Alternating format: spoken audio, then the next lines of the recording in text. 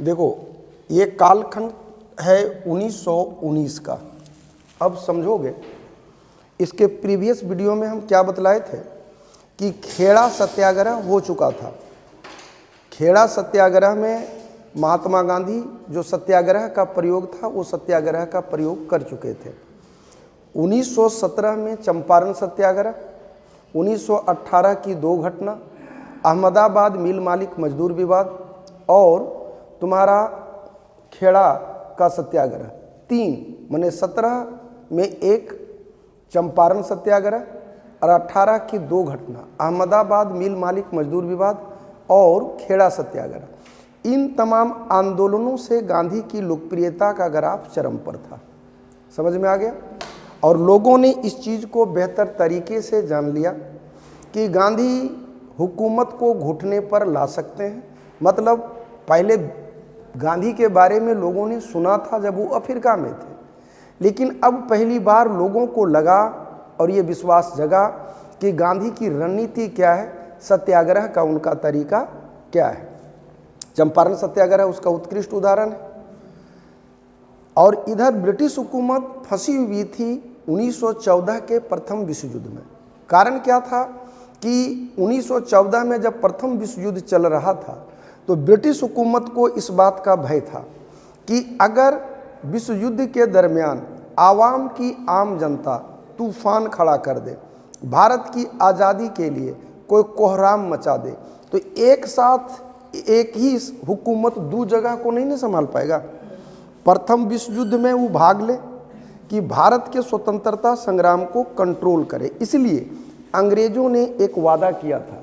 वो वादा ये था कि प्रथम विश्व युद्ध की समाप्ति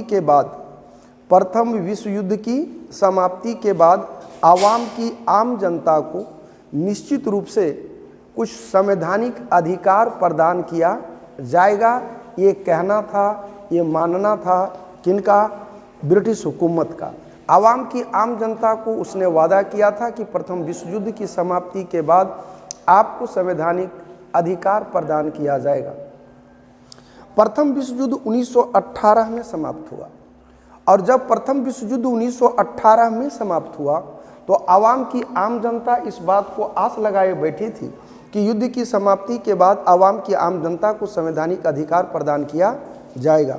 लेकिन ब्रिटिश हुकूमत को इस बात का भय था कि अगर आवाम की आम जनता के लिए अर्थात भारतीयों के लिए अगर हम अधिकार प्रदान करते हैं तो कहीं ऐसा ना हो, बात समझना, कि कहीं ऐसा ना हो कि अधिकार को मांगते मांगते लोग आज़ादी को मांग बैठे।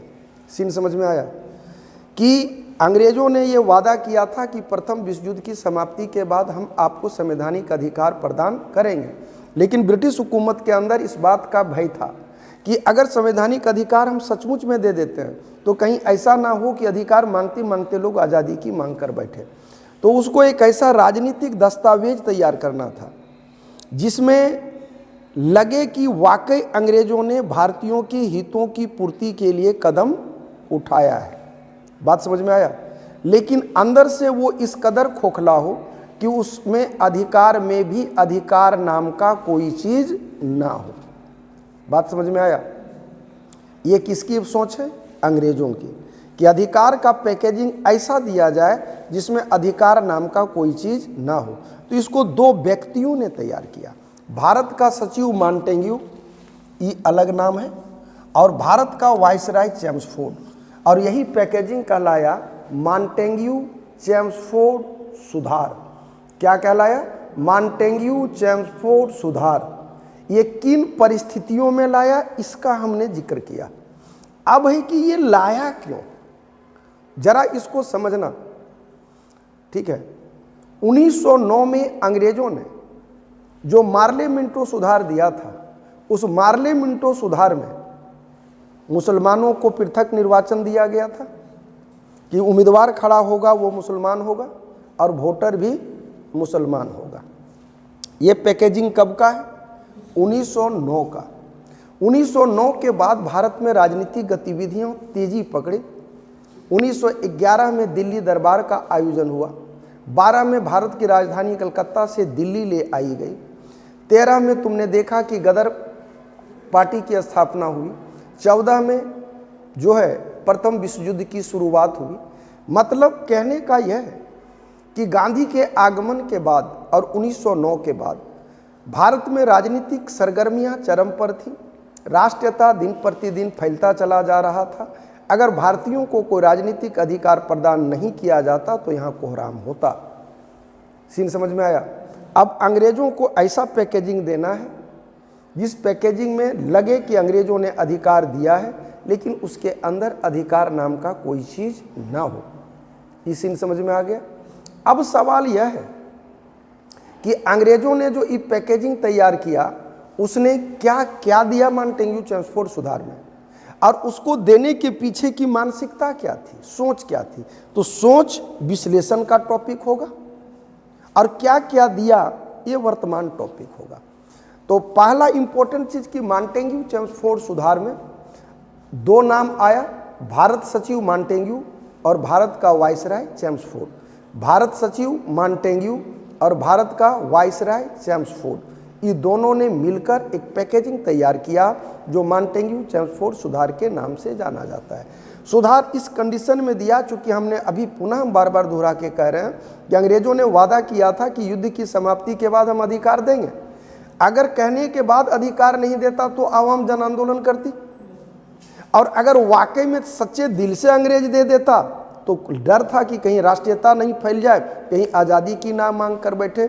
मतलब दे तो फंसे, ना दे तो फंसे, दोनों कंडीशन में फंसना तय नजर आ रहा था। यही कारण था कि अंग्रेजों ने एक ऐसा राजनीतिक दस्तावेज तैयार किया जिसमें शहद के नीचे जहर दबा था और राख के नीचे चिंगारी छिपा था। वो क्या है? शहद के नीचे जहर और राख के नीचे चिंगारी। कहानी यहाँ से आरंभ होती है। अंग्रेजों ने कहा कि हम आपको राज्यों के चुनाव को लड़ने का अधिकार देते हैं, ठीक है। राज्य का कार्यकाल होगा 3 साल। सिख और ईसाई संख्या में कम है, इसलिए उसके लिए हम देते हैं पृथक निर्वाचन। सीन समझ में आया? मतलब प्रांत में चुनी हुई सरकार होगी, सरकार का कार्यकाल 3 साल होगा, सिखों और ईसाइयों को पृथक निर्वाचन प्रदान किया जाएगा। चौथा चीज उस लोगों ने कहा कि तुम लोग जिंदगी में कभी शासन किए नहीं हो, शासन का कोई तजुर्बा नहीं है। एक गवर्नर होगा और उसके पास भी पावर होगा। तो पावर 2 शिफ्टों में बांट दिया, एक गवर्नर के पास और एक चुनी हुई सरकार के पास। सत्ता 2 टुकड़ों में, दैट इज द्वैध शासन। कौन शासन? गर्दा उड़ा पूछता रहा जैसे मरना लेकिन भूलना मत। प्रांत में द्वैध शासन कब दिया गया? 1919 में। प्रांत में द्वैध शासन कब दिया गया? 1919 में। प्रांत में द्वैध शासन कब दिया गया? 1919 में, ठीक है। उसके बाद केंद्र में 2 हाउस लाया, जैसे अभी बोलते हो राज्यसभा और लोकसभा, तो वो द्विसदनात्मक, इसके लिए वर्ड क्या आएगा? द्विसदनात्मक विधायिका। कौन विधायिका? द्विसदनात्मक विधायिका। और ये द्विसदनात्मक विधायिका कब लाया? 1919 में। एक और चीज किया कि जो राज्य परिषद के सदस्य की संख्या बढ़ा के 60 किया, जिसको राज्यसभा बोलते हो उसमें सदस्यों की संख्या 60 किया, और जिसको अभी लोकसभा बोलते हो उसमें कहलाता था केंद्रीय विधानसभा। केंद्रीय मतलब केंद्र का, विधान मतलब कानून, मतलब केंद्र में बैठे लोगों, वे लोग जो कानून का निर्माण करेंगे, उन लोगों की संख्या रखा, बढ़ा के किया 144। और इसी में एक प्रावधान दिया था कि 10 साल बाद एक आयोग का गठन किया जाएगा।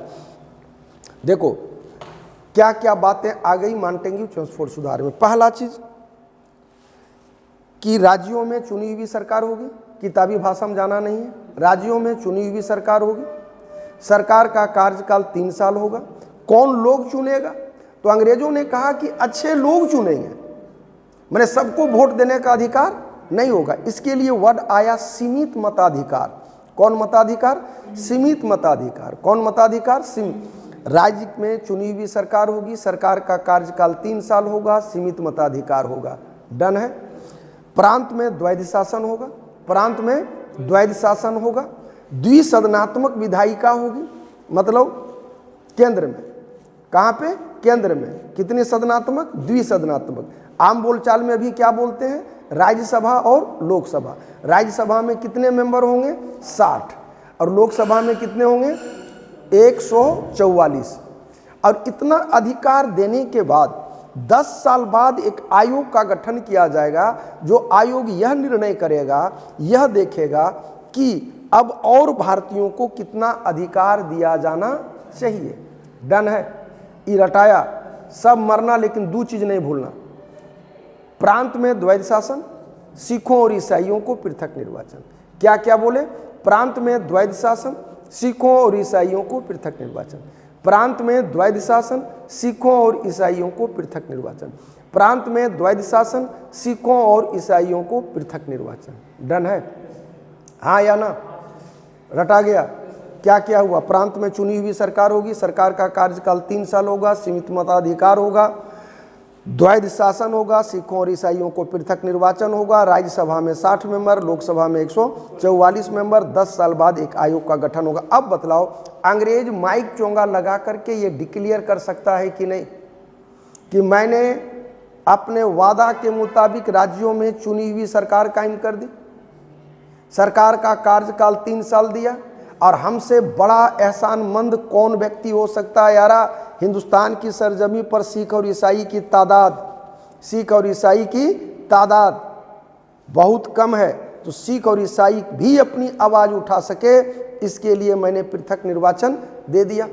और हमसे बड़ा दरिया दिल का परिचायक कौन होगा कि हमने सारे समुदाय को अधिकार दिया सदन में आवाज़ उठाने का, हाँ या ना। हमसे बेहतर कौन होगा, मैंने सीमित मताधिकार दिया।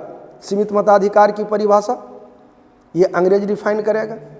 तो बतलाओ, लगेगा नहीं कि आम भारतीयों को कि वाकई अंग्रेजों ने बहुत बेहतरीन काम किया, वाकई अंग्रेजों ने राज्यों में चुनी हुई सरकार कायम कर दी, हर वर्ग को प्रतिनिधित्व प्रदान कर दिया। लेकिन ध्यान रख लेना, कभी भी शेर शाकाहारी नहीं हो सकता, कभी भी नागफनी में चंपा और गुलाब नहीं खिल सकता। ये जहरीला था ये लोग। अब इसका विश्लेषण सुनो, विश्लेषण क्या है, क्या वाकई अंग्रेजों ने अधिकार दिया?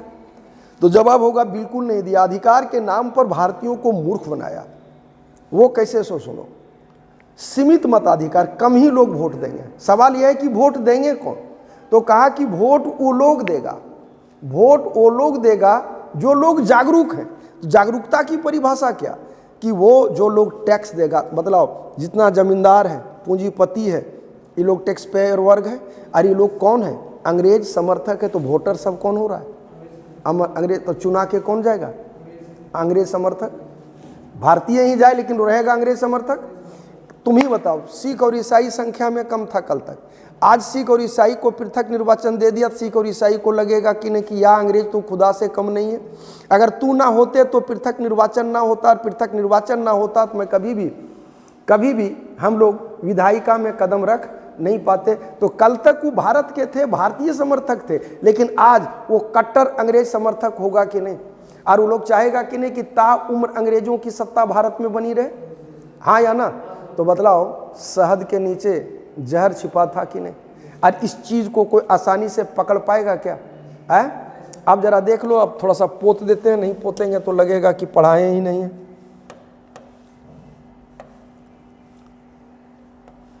देखो, मॉन्टेग्यू फोर सुधार, सिखों और ईसाइयों को पृथक निर्वाचन। किसको दिया पृथक निर्वाचन? सिख और ईसाई को सीमित मताधिकार, प्रांत में द्वैध शासन, प्रांतीय कार्यकाल 3 साल, सीमित मताधिकार, सिखों और ईसाइयों को पृथक निर्वाचन, 3 सदस्य भारतीय होना चाहिए, द्विसदन, केंद्र में द्विसदनात्मक विधायिका, राज्य परिषद जिसको राज्यसभा कहे 60 मेंबर, विधानसभा जिसमें हमने कहा 114, 10 साल बाद एक आयोग का गठन किया जाएगा। डन है, हाँ या ना? इसी अधिनियम को तिलक ने कहा कि ये असंतोषजनक, निराशाजनक और बिना सूरज का सवेरा है। कांग्रेस ने अमृतसर अधिवेशन में इन सुधारों को अपर्याप्त, असंतोषजनक और निराशाजनक कहा। सुधारों को लेकर मतभेद के कारण ही कांग्रेस का दूसरी बार विभाजन हुआ 1919 में। ठीक है, सुरेंद्रनाथ बनर्जी में उदारवादियों ने सुधार का स्वागत किया और कांग्रेस से अलग होकर अखिल भारतीय उदारवादी संघ की स्थापना की। संवैधानिक सुधार 1921 में लागू किया गया। अब जरा सा विश्लेषण 2 मिनट में समझ लो कि क्या वाकई अंग्रेज इतना दरिया दिल थे जो भारतीयों को अधिकार दिए? तो जवाब होगा बिल्कुल नहीं। अंग्रेजों ने खेल क्या खेला था, विश्लेषण है ये। सिख और ईसाई को तोड़ के अपना बना लिया कि नहीं? पूंजीपति वर्ग जो था उसका, जिसको वोट देने का अधिकार दिया, और अन्य वर्ग को नहीं दिया, जिसको वोट देने का अधिकार दिया वो अंग्रेज समर्थक होगा कि नहीं? तो भारतीयों में एक और फूट डाला कि अब जरा उससे बड़ा खेला समझना। मान लो हम गवर्नर हैं, तो लोग चुनाव जीत के आया, अपने में से एक मुख्यमंत्री बना, तू गदगद है कि हम सीएम है, लेकिन कॉम्बिनेशन क्या रखा? कॉम्बिनेशन ये रखा कि अगर तेरे पास दिया पजामा तो नाड़ा बनाएंगे हम, तो मतलब पजामा बगैर नाड़ा चलेगा? बटन दिया तुमको, काज दिया हमको, शक्ति दो भाग में बट गया ना। तेरे डॉक्यूमेंट्स पर जब तक गवर्नर साइन नहीं करेगा कानून नहीं बनेगा। तो बतलाओ, तुमको मुख्यमंत्री बना करके भी कोई पावर दिया क्या? अंतिम पावर किसके पास रहा? गवर्नर के पास, हाँ या ना? तो कुल मिलाकर के अंग्रेजों ने जो चाल चला था वो चाल समझना मुश्किल था, क्योंकि 1919 का ये वो नंग धड़ंग भारत था जहाँ राष्ट्रीयता नाम की कोई चीज़ नहीं थी। माना कि 100 में 99 लोग नहीं समझेगा, लेकिन कुछ तो लोग समझेंगे, और जो समझेगा वो माइक चोंगा लगा करके सबको समझा देगा कि नहीं कि अरे 1919 के नाम पर तोरा मामू बना रहा है, ये फेरा मत पड़ो, ये अधिकार नाम नहीं, अधिकार के नाम पर छलावा है। अंग्रेजों को इस बात का डर बहुत पहले से ही सता रहा था। ये पैकेजिंग 1917 से बनना आरंभ हुआ, जो 1919 में बनकर तैयार हुआ और लागू किया, 21 में इसको लागू किया है। ठीक है, अब इस पे, इसके पीछे इसको कंट्रोल करने के लिए कौन सा कदम उठाया, चर्चा करते हैं नेक्स्ट वीडियो में। लाइक, शेयर और सब्सक्राइब निश्चित रूप से कर दें। जय हिंद, जय भारत।